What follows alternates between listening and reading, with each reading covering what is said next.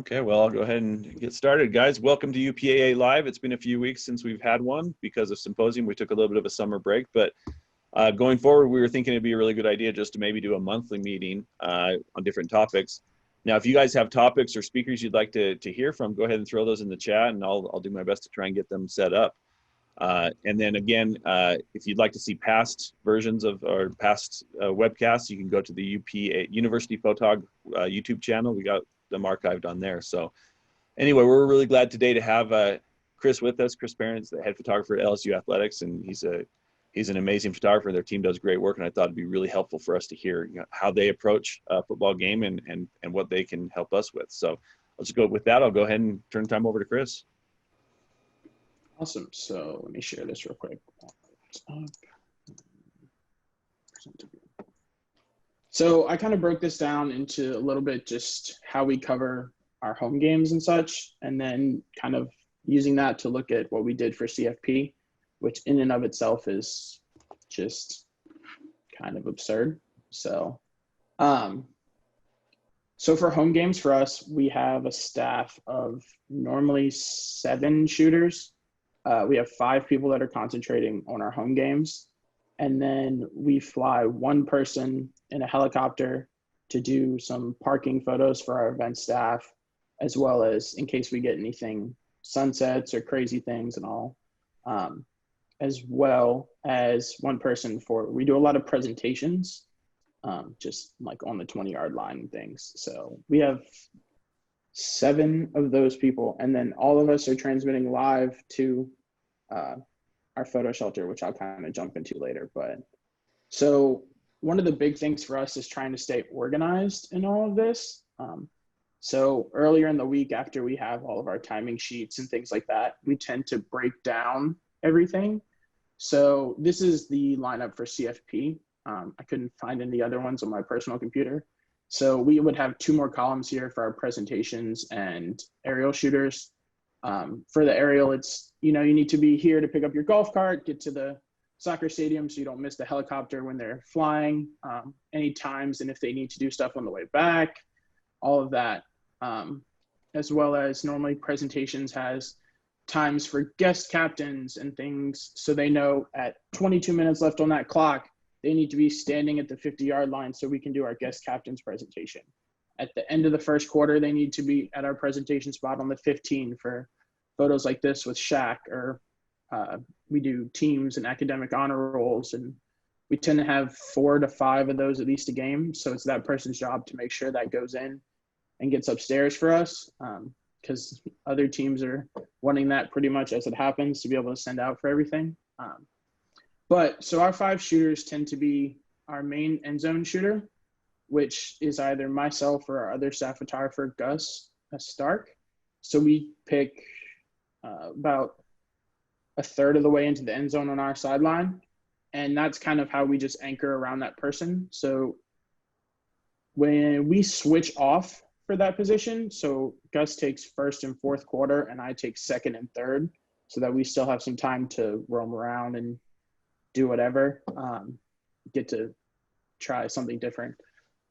We're not terribly fond of having to kneel in those end zones for 4 quarters. It kind of gets very boring after a while because you're locked in for a super long time. But when we're not shooting in that end zone spot, we're kind of free to roam and move about. So that's sidelines, or if we want to spend a couple minutes in the bench and things like that before we get told to leave. And then our student workers are the rest of our staff. So we have, currently we pay 6 student workers as of now. And then we have 6 to 7 interns who do class credit or just are volunteering with us and have less of a time commitment. And we kind of start that way, and they come in to join as our paid staff as they start to travel or gain more experience. So they fill out both of the sideline shooters for us. And then at a home game, most of the time we don't keep anyone in our non-scoring end zones. We're not as worried about an interception or something as much as we are in a game like CFP. So you can see for that scrolls. Okay. For CFP, we were on like home sidelines, scoring end zones, opponent sidelines, and non-scoring end zones, as well as we had an up top shooter for that. But I'll kind of walk through what that looked like for CFP later. So this is kind of just how we think works. And then that fifth shooter for the game for us moves up and down the field with the line of scrimmage. So that person's shooting linemen or quarterbacks, anything at the line to kind of just give us that little bit of touch of difference and not as much safety for big plays and things. In the past, we ran the ball a lot, so that was a super important position. This last year, we threw a ton, so it became a lot more important to be able to sit in the end zone for those 30, 40, 50-yard plays, which we were not accustomed to in the past. I think that's pretty much this breakdown. We basically try to use this as like, this is the kind of breakdown for our students. Like normally at the top, it says what time you're arriving. Pre-game, we often send people out tailgating. It wasn't something we could easily do for CFP. With the president's visit, we had to be in the stadium several hours before to actually be able to stay there. So they'll have descriptions and they'll have locations if they're tailgating and they need to go to certain parking lots or certain events and things like that. And then normally at the bottom, we've listed all the equipment for our staff, which this is kind of just a simple breakdown. We're all in Nikon staff. So we mostly have 400s for our end zone shooters, which would be Gus and I, and then 300 millimeters on our sidelines. The person moving up and down is a 2 to 4. And then presentations is just a normal like 17 to 35, 70 to 200. And then the person in the helicopter has the same thing, which is a 17 to 35 and a 70 to 200. So they're responsible for a lot of different things. So they get a lot of random stuff. But when they're done, so our sunset tends to be in the first half for us. They're often coming back to the stadium and they're doing exterior photos or climbing in a building trying to look for just pretty campus sunsets with our stadium and such. We've gotten lucky a couple of times and gotten super pretty things from that. So let's see. One of the big things for us for all events, not just including football, is anytime we shoot something, it's live transmitted. I know I think Glenn did a seminar earlier this year on how he set that up. We do a lot of the same things. So we're lucky at football, we have our own network on the field. So as soon as we touch the field, we're great. It works great. And we can transmit pretty much anything. In our locker rooms, just like anywhere else on campus, we have access to the like campus networks Glenn talked about. And all our cameras, we can just switch the profile and jump on those. It all goes to the same destination. I spend hours programming all of those before football and then checking them weekly. Each of our cameras is numbered as well, which is something I think I took from Craig at A&M now. So all of those can be adjusted to different things. So we can have just a gallery for presentations and some things like that.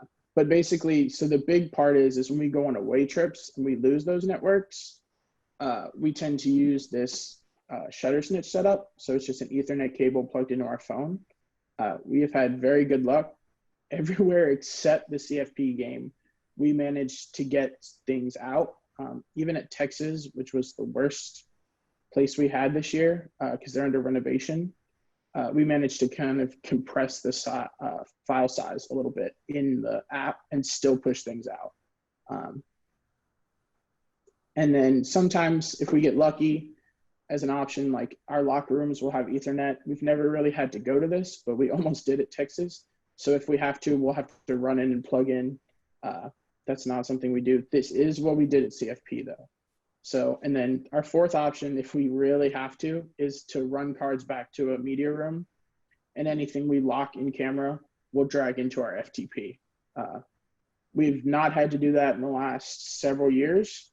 Thankfully, these cables work very well with our phone. In every SEC stadium we've tried, as well as they can join any public network. So when we went to Atlanta, it was super easy to jump on their Wi-Fi without having to program every camera. That's very time tedious when you've got 14 cameras roaming around. On that, we shoot everything in RAW and large basic JPEGs. So they tend to be about a megabyte or two, and that way we can kind of push those out quickly. NEF files will take a very long time to transmit. And then if we have to, on those extreme circumstances, we'll use shutter snitch, or we'll drop the size on all of those JPEGs, and that way it can speed it up. That's not something we ever have to do at home or in any SEC venue that we found, but we've had to do it at Texas, and then I believe at Disney World when we played basketball. So one super advantage that we have with our Nikon cameras is that there's a retouch menu on these cameras. So these little eye buttons on the back of the camera let us crop and straighten files before we send them. So instead of having to always rely on our designer or editor to fix things, especially since our social people want things super quick, we can, you always end up a little bit to the side or a little bit this, or you trying to dodge someone. So that gives us the ability to kind of fix that file and then send off the JPEG right there. That's been a huge help in keeping the consistency better for us and not getting photos that we don't particularly like or we don't particularly want to see on social. And if you're shooting RAW, it actually has the ability to do simple RAW processing. So you can go up a stop or down a stop and get a little bit extra latitude out of your files and still manage to push to social in a relatively quick timepiece. So after a touchdown, if we need to, we can straighten, crop, and have it off to our SIDs in 20 or 30 seconds, depending on how much we need to do. Other times it's 4 or 5 seconds and we can have it upstairs. So now, Chris, for those that are not familiar with Shutter Snitch and how you're using Shutter Snitch to send, can you explain that part of it? So basically, it acts as an FTP server on your phone. And I have a setup video for this whole thing. It's kind of a fake network, but basically it FTPs it straight to the phone, and then Shutter Snitch allows you to build an action based on things. So you can automatically send it to Dropbox, to Google Drive, to your own FTP server, or whatever. So it kind of acts as sort of like a little bit photo mechanic on your phone. You can do code replacements in this app. We haven't messed with that, but I think it is possible. But it's very much a better option than trying to use a hotspot for us, because these phones do not disconnect after a minute or two. And we've had that problem with our hotspots. If they drop that connection for just a second, the cameras will shut down transfers and lock, you'll have to restart, and then you'll end up with 14 files in your live transmit that are halfway grayed out. And that just takes time and things. So there's also a setup process we have with this where it'll move it to a folder that says ingested to start. And then if it's successfully transmitted, it moves it to a folder that says sent. And if it fails, we go to failed. So it's a super nice thing where we know we can stop at the end of a quarter and be like, oh, these two failed, and resend. We don't want to have to carry a computer and things with us, but we are very much like a social focused staff now. And that's given us a lot of ability to buy more cameras and gear to fit that. So we're trying to make sure that anything our social staff needs is pushed to them, even in the worst circumstances of away games and terrible cell service and things. So that answer that? Yeah, no, that's great. And I'll share that. You have that video. I'll just share it when we with the group. So, and this is kind of just the same thing as that explanation a little bit. So since all of our cameras are numbered, our students change the destination essentially of their FTP login every time they shoot an event. So we can have, there's been times when we're playing women's basketball, baseball, softball, and tennis matches all in the same hour. And so this way, all of our staffs can see exactly what their sport. Our coaches also have access to these galleries as well. So at the end of the day, we've had coaches who are just pulling up file flow on their phone as we're getting on the bus to leave a basketball game or such, and looking at things because they had a presentation with someone or they want to see something or such. So we've configured these. This is a little bit old, but we have every sport set up. So that way it just goes straight to that sport, and it's set so anyone in the sport parameters has access. So coaches, staff, communications people, anyone who needs access to that specific sport. It also helps because then we don't have coaches from other sports seeing things on their sport, or communications people seeing stuff in our galleries before we want to release it. And they're like, oh, that's cool. And they go to use it. And we're like, no, we weren't quite ready for that. So it helps us limit who sees and who controls our assets a little bit, which is a very tough thing to do these days. Yeah. So I think that's pretty much kind of just the basic on how we approach game day. I don't know if there's any questions at that point. Yeah, we do have some questions. And guys, if you have any questions for Chris, just go ahead and throw them in the chat box. For Matt Kishore, if you've shot 700 photos and you need to send the 479th photo, can you uniquely ID just that photo and send only that photo to Shuttersnitch? Or do you have to scroll through and choose the one you want? We, just like our Wi-Fi transmitters, we only send the photos we want to Shuttersnitch. We don't automatically push everything.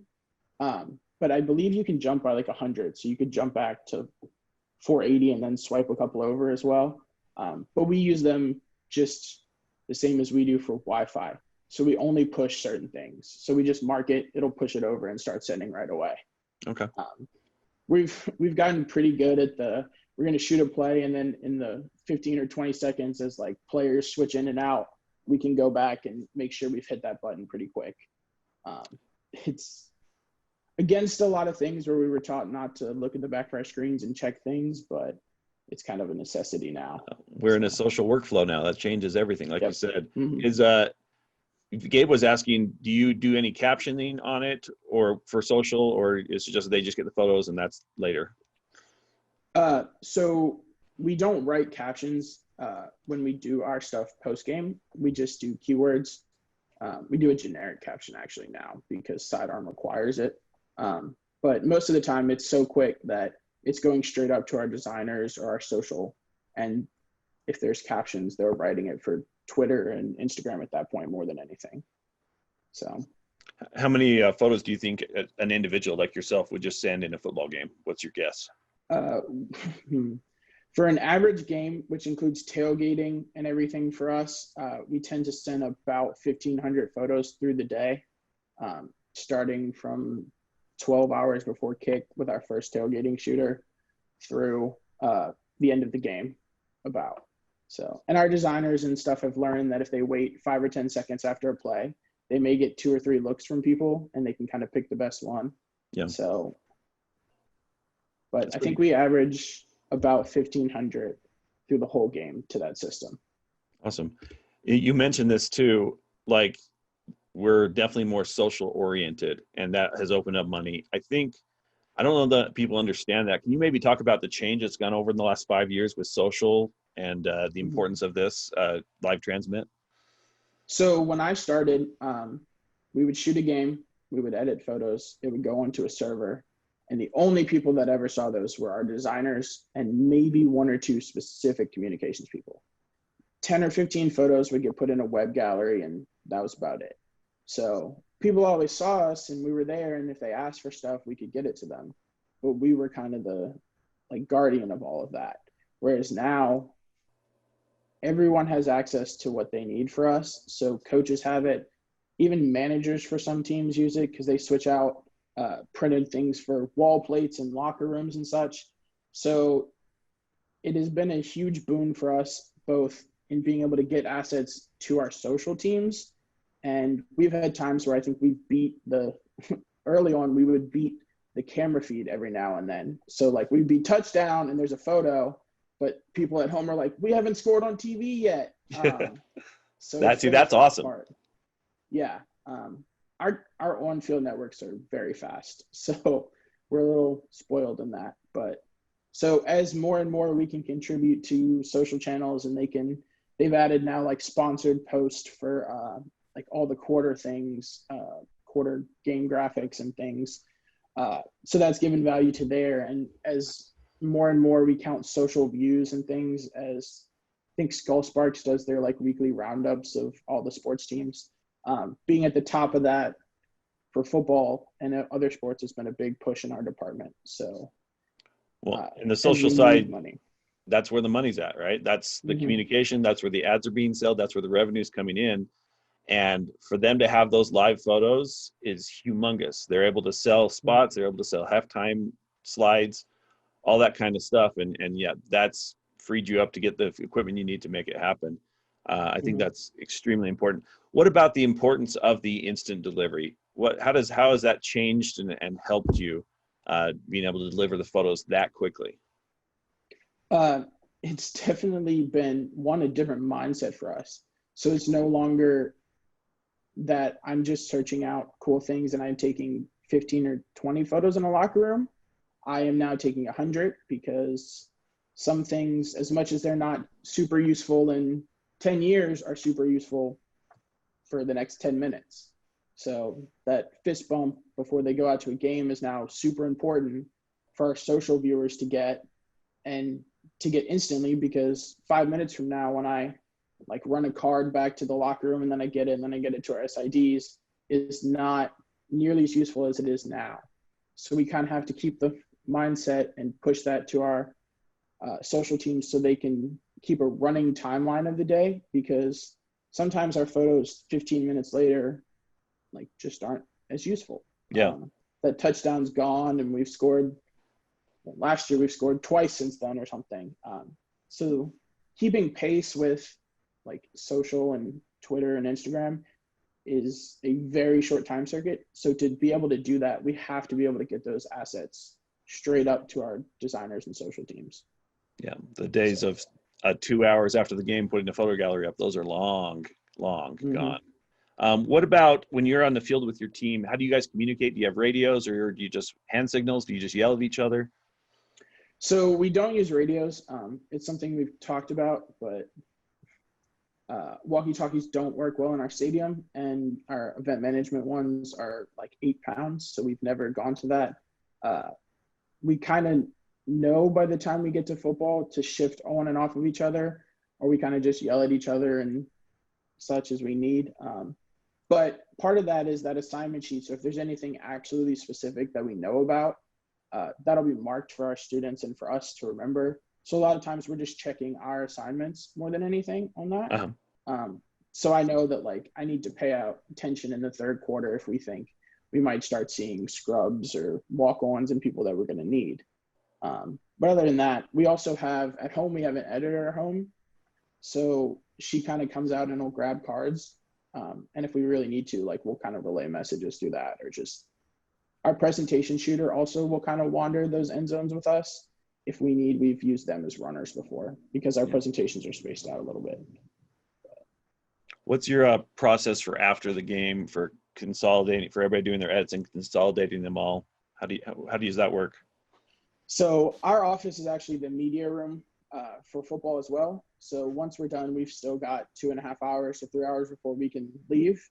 So we pretty much all come back. Most of our game galleries now are done by the editor pulling from our live transmits. So we're not super worried about having to push things to our website because that's all handled by them. So we all come back, and then as well as transmitting on the camera, all of us are locking our photos as well on that same motion. So we're all immediately looking at what we locked, and we're starting to work and edit those to get at least the first batch into Photo Shelter for us, because we're a socially school, which actually I think we're switching to open doors now. But as soon as we upload, it triggers and sends to our players. So we're kind of all in like a mad run to get what we shot keyworded and things and into our system. So about the first hour after a football game is all of us staring intently at a computer, pulling our protected and locked files, keywording, editing, and sending those off. After that, we slow down a little bit and we'll kind of look and see where we are. And that's when we can start to look at what our students shot and be like, this is good, this is not, like maybe take that out, etc.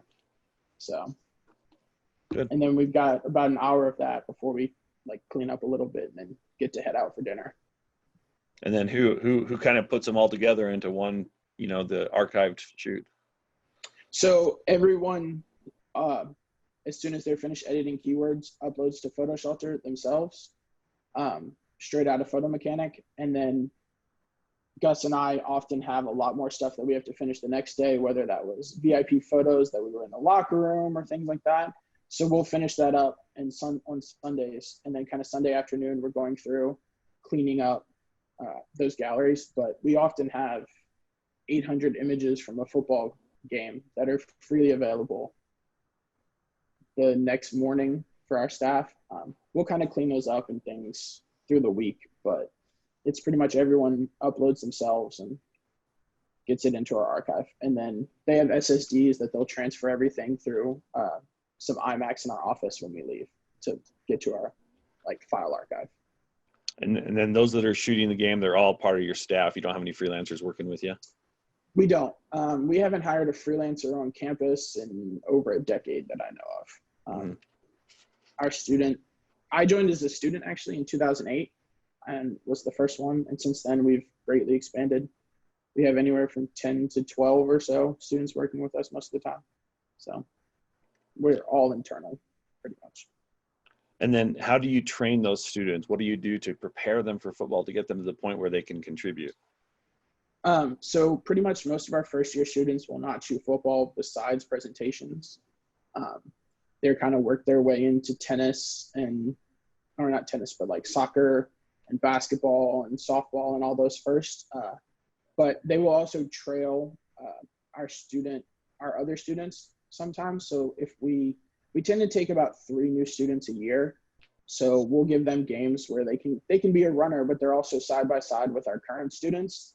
And in those breaks and timeouts, it also forces our students to kind of explain their line of thinking. So you may instinctively swing to a coach after a big play, knowing that he's going to do that. But when you have to then sit there and explain that, it kind of consciously forces you to learn and not just do instinctively. So we tend to pair our students up and send them off in games like that. And that way they can kind of follow along. And if it becomes like a 20 or 30 point winning game, they'll even switch on to the camera from our more experienced students sometimes as well. Very cool. But other than that, we probably have 100 YouTube videos, which some need to be refreshed now with camera raw. But they're like a complete walkthrough of our workflow, and then keyword explanations, code replacements, everything. So if we do it, we've tried to document it as well. So if our students know they're going to be going to a photo shoot with us, they can have a refresh on hey, this is how we set up lights. Don't do this and certain things. Be careful when you open a softbox or it'll hit you in the face. That's brilliant to make it a YouTube. It's essentially a virtual student manual, mm-hmm. and that's an easy way for them to consume it and refresh. And that's great. That's a great idea. So Gabe was just wanted more information on the athletes being able to pull images. I understand the open indoor system. Basically, you're tagging an athlete, and then they're getting a notification through the app saying, "Hey, here's your photo." And then the whole goal is for the student athletes to use them in their own social, right? Yes. So we use code replacement, enter names. We have a couple keywords that'll tag a whole team as well.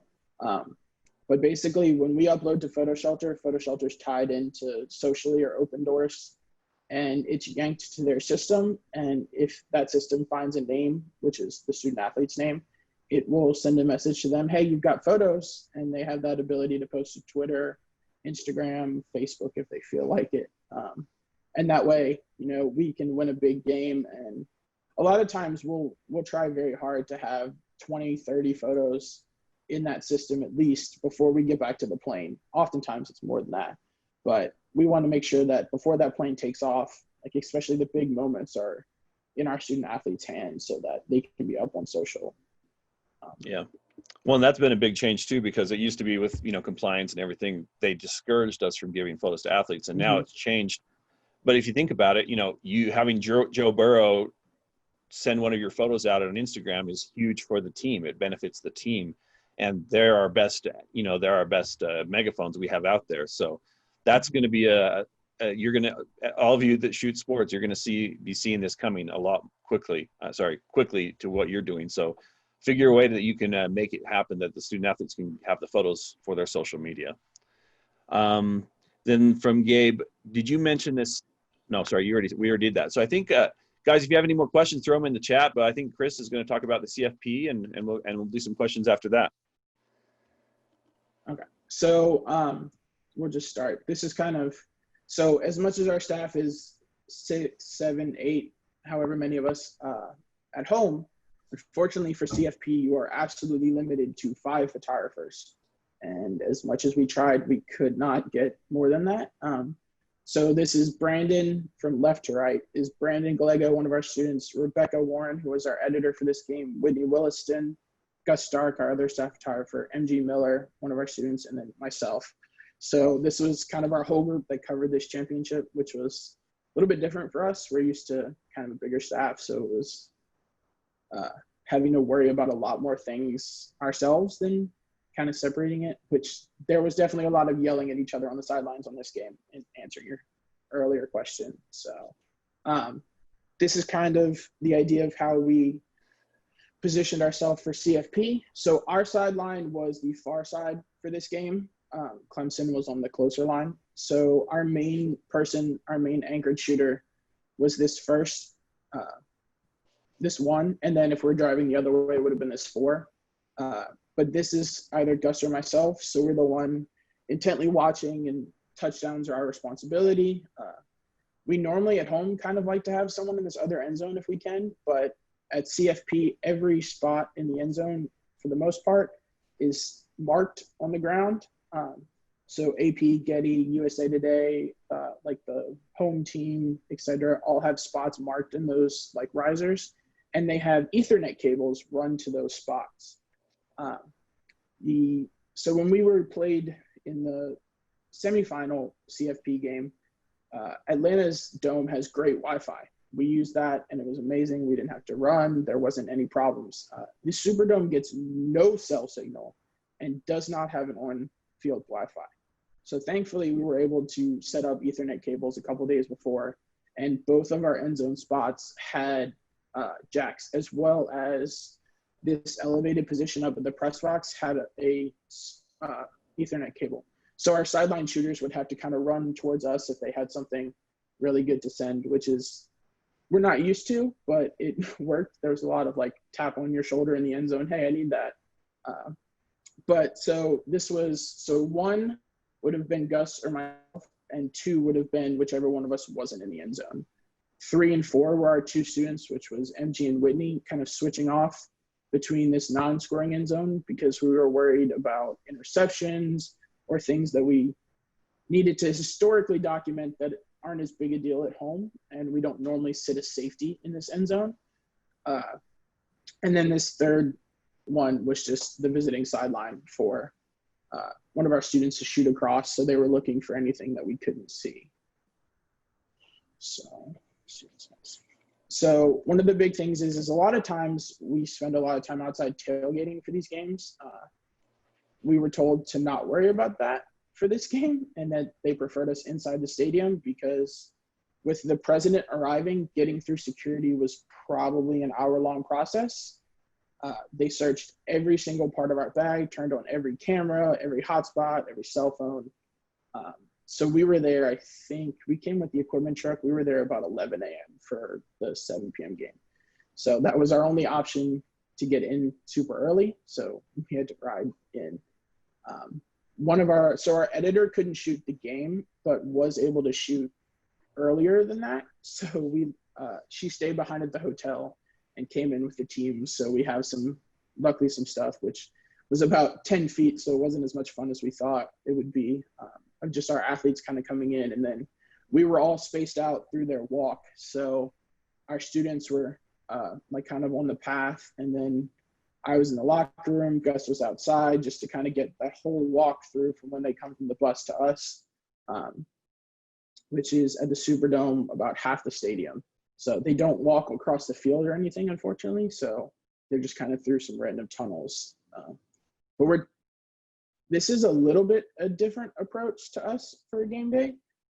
We normally try to have a little bit more leeway in how we shoot, but this is such a big occasion that we're just trying to document every single thing that happens for us.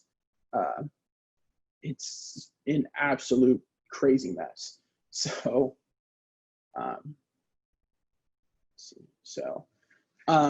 basically, as our players come in, our coach always heads to the field for like he likes to take a lap. So we know that. So pregame, we're only allowed one vest that will have field access for these games. So Gus took that vest pregame, and then I got the option to be in the kind of cordoned off area postgame if we won. So Gus kind of followed our coach, and then at these games we have VIPs, all of our school administrations and everything. So we're kind of just on the sidelines making sure that we're sending up any alumni that, we have this big occasion. There's no other football going on, so we're the only game in town. So we're trying to make sure that anything we think could be interesting is sent out. So we have like all our NFL players that came to visit. Several of these guys are former national champions for us. This is one of our like 07 national champions who the DBU tradition for us. And then as that finishes and we can kind of go back, we head into the locker room for just those quiet moments. And then like kind of the walk out back to throw a little bit. So Gus and I are pretty much the two moving back and forth. We're the only two with locker room access for this game. So our students are kind of documenting different things and in place around the field to see what they can find on these. But so as that wraps up and we get ready to actually start the game, we decided early on that our students were going to stay on the field and try to document any part of the presidential arrival that they could, which they got pushed back pretty far, which we expected. But Gus and I kind of split up. So I was in the locker room and I would follow the team out. Gus was at the doors to the locker room with ESPN and was kind of walking along the trail. So I'm the one that gets like all the crazy emotional speeches and chest beating in the locker room. And then our students are at the same time out on the field documenting national anthem and things. And then Gus gets the like walk out as our captains head to the field. And then I'm trailing the first little group out of the locker room as our team is just kind of getting in that mindset. And like our main team is heading to the field. We got a pretty crazy light show. And then I'm here just kind of trailing about halfway through. And this is where our elevated position for this game really starts to come in handy because we knew we wouldn't be allowed on the field for coin toss, unlike some past championships where you could hopefully maybe do that. So we relied on that elevated person to shoot across, thankfully, and be able to see our guest captains. So our coach likes to have a photo of every captain group that we do. It rotates a little bit for each game. So we had to figure out a way to get that. So, and then basically, as we talked about, we kind of had those positions. So our end zone shooters are responsible for anything that kind of comes towards them, which is either intimidation or touchdowns, trying to shoot a little bit wider than we normally would to keep our 2020 national championships as much as we can for that signage and banners, some celebration as we score, and I think they reviewed that touchdown. Coach on the sidelines. We, like I said before, we switched this position out between Gus and I because we also like to be able to shoot something a little bit different so we can wander. We tend to wander the sidelines when we're not in the end zone a little bit, trying to shoot some different things in there. This game, we were absolutely not allowed for that. So we switched back and forth to the sides for us. But this person is essentially kind of like the linchpin of everything that we do. They're the one that 90% of the time has a touchdown, has a catch. They have the clearest view of everything. And it's really like that person has to be very diligent on what they are shooting because they have the best chance and the most responsibility for us. And then, so when we were not shooting in the end zone, our sideline shooters are set up to kind of shoot a little bit tighter if they can, or those quiet moments where everyone's celebrating and we're covering a touchdown, but our Heisman winning quarterback is behind there celebrating, which he did more and more through the season went through. Or if we're breaking large runs, it's a little bit different view and you can kind of see down the line some quiet celebration from a different angle or a little bit of focus from our defensive guys who we try not to ignore too much because they weren't scoring. And then same thing if we're scoring from a little bit different angle, this looks a little bit different than just hey, he ran over the line, like, etc. You can actually see MG got caught a little bit, one of our students, and is a little bit behind shifting lenses as she gets blown by in here.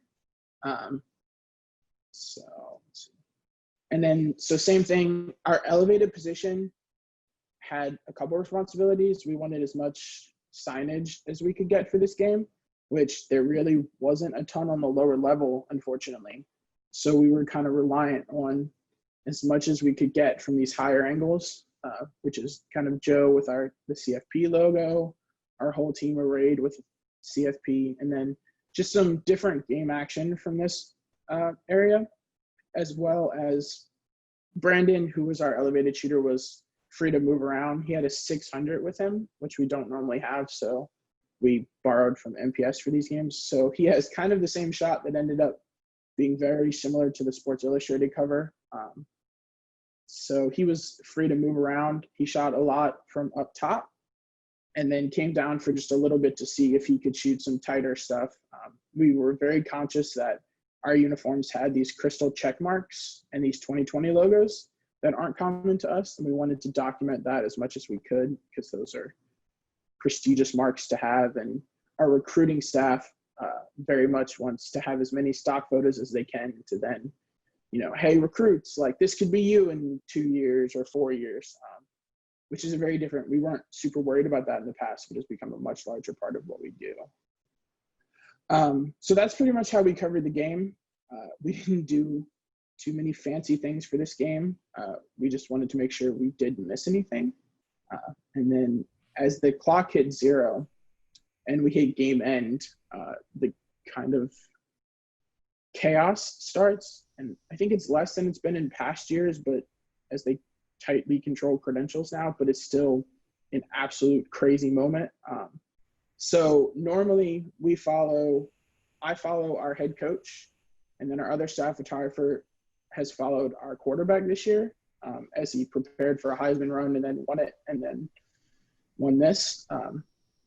So we lasted about 45 seconds following them before we got lost and just kind of then had to make sure we were getting whatever we could. So our players, we had a custom flag that they brought out and were waving around. It's one of our linemen who was kind of crying through the whole experience. And then once again, our elevated shooter was there to document as much of this national championship moment, confetti, the whole field, and then actually got probably one of my favorite photos from this, just the confetti falling over our band, which is, I think, probably one of the most creative things that we have from this game, as we were all kind of a little more focused on game action than we probably should have. But it's not a moment where we wanted to miss anything and have concentrated on trying to do something crazy. So, but with that, so as the game ends, we also still all have specific assignments. So immediately following it, like I'm following our head coach, Gus is following our quarterback, and then I'm the only one allowed. They kind of cordon off an area in front of our trophy presentation. So we kind of have to fight our way in there.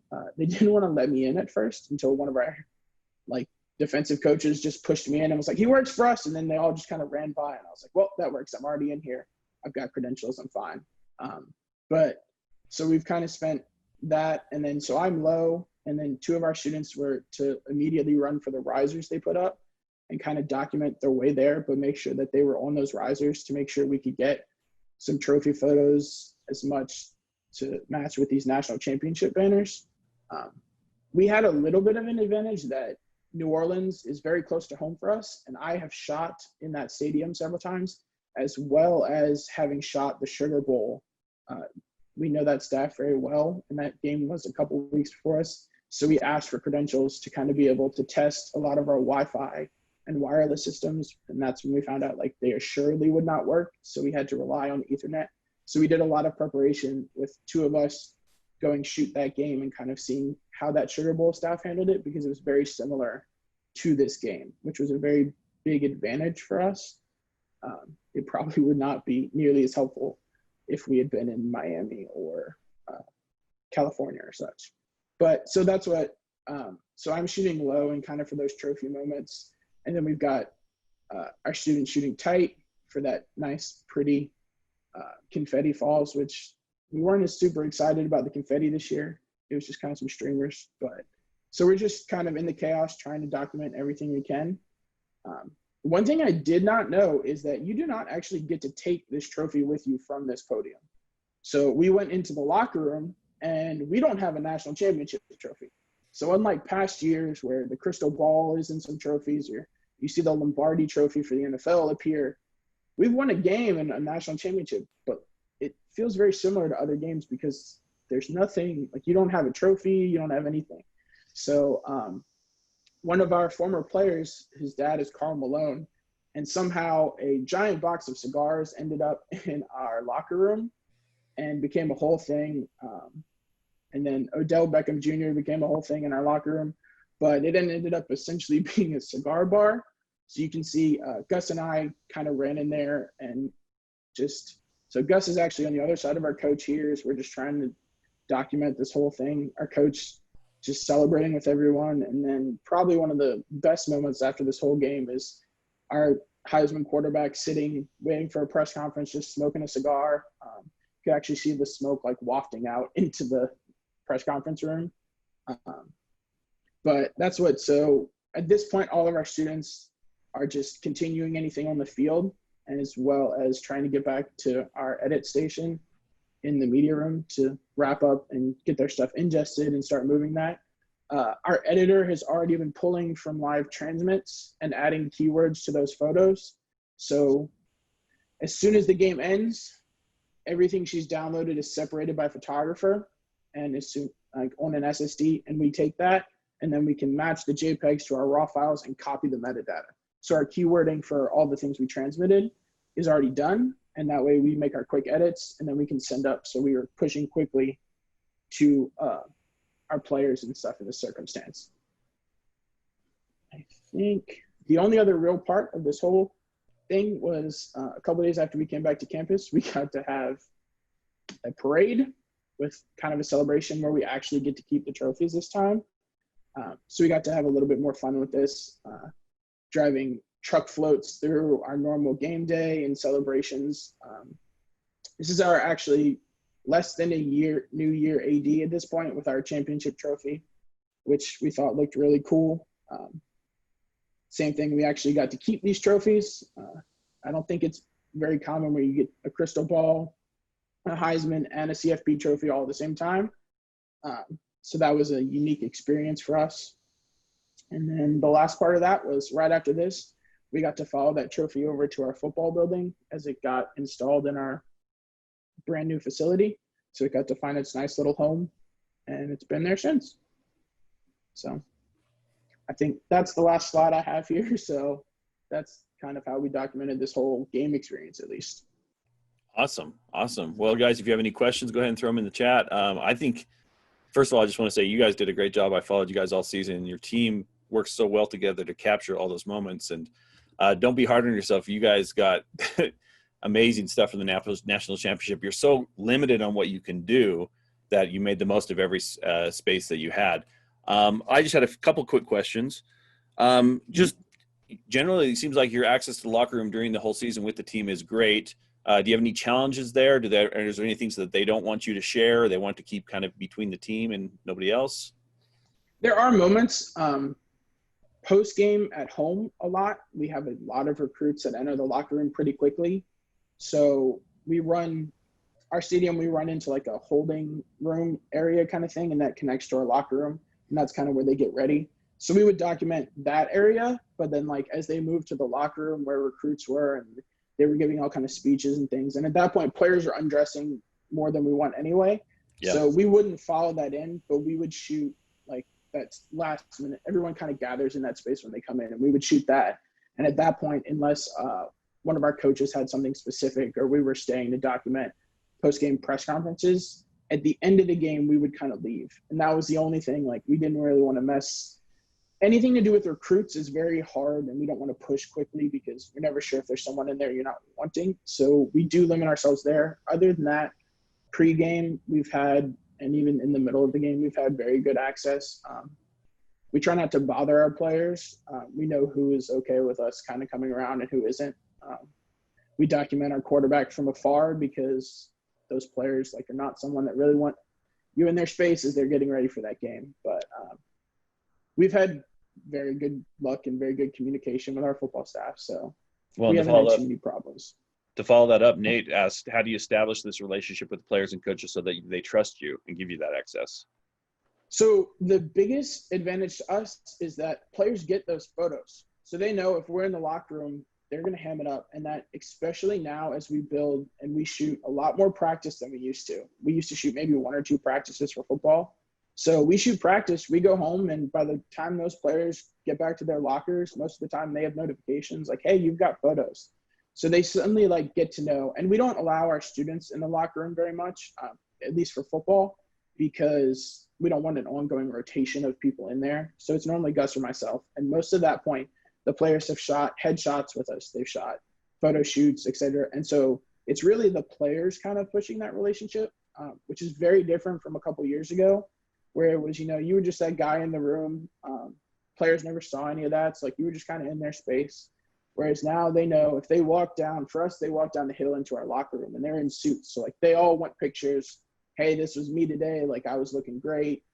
So that relationship is very much helped on the player end by the ability to send photos to those players. And so they're often seeking us out like, hey, I got new eye black today, or like, can I get a picture of me sitting in my locker room?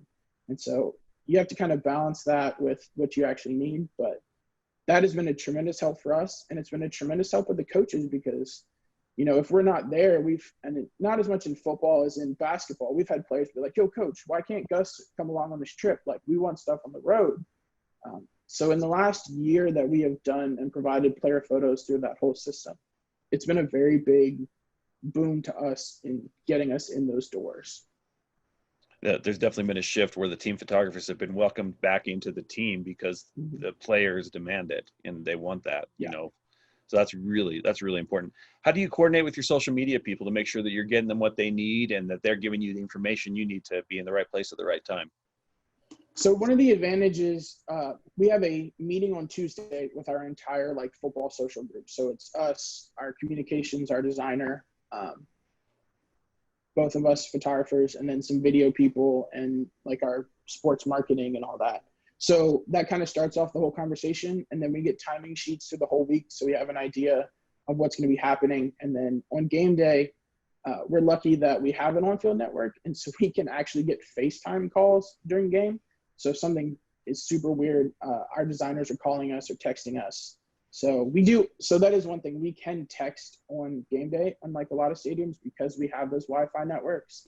So most of our phones hook to those, and that way there's times when at halftime, if I'm done shooting the band, I'm looking on file flow through what we've been transmitting. All of our cameras, our students are trained to actually switch their initials as the file name when they pick up gear.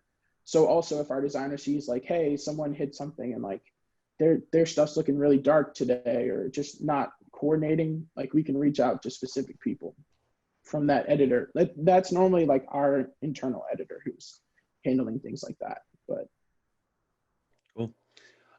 Is there anything looking at the national championship? Is there anything you wish you would have done differently? We actually had a couple ideas. We didn't realize that you didn't get to keep the trophy. So we had a couple things we really wanted to do with it after the game that we never got a chance to. That was really where we kind of spent a little bit of time planning a couple ideas to really have something different. There's not too much that I think we really would have done differently. I think overall it went very well. Yeah, I would love to have been able to live transmit from our cameras and not have to. We spent a lot of time running back and forth to Ethernet jacks. That was probably the worst part of it. But I think all in all, our coverage held up pretty well. Yeah, and I've experienced that too. You go to the NCAA basketball tournament and it's almost impossible to send photos. It takes forever compared to your normal workflow. And I think that that's going to get better. These cameras are getting better about just, being able to connect to networks and whatnot and use cell phones. So I'm hoping that continues to get better. But I mean, we've seen a huge change in the last, 7 or 8 years about being able to transmit from cameras. And it has changed. It changes how we work and what we do. So Awesome. Well, Chris, I think that's all we had for today, but we're so grateful for your helping us. And I think that I took a lot of ideas that I'm going to implement with my team. So thank you. Hmm. Well, guys, thanks for joining us today. Like I say, if you have any suggestions for future UPA Live webcasts, go ahead and just share those with me, and we'll see what we can do. Other than that, you guys have a great day and have a great weekend.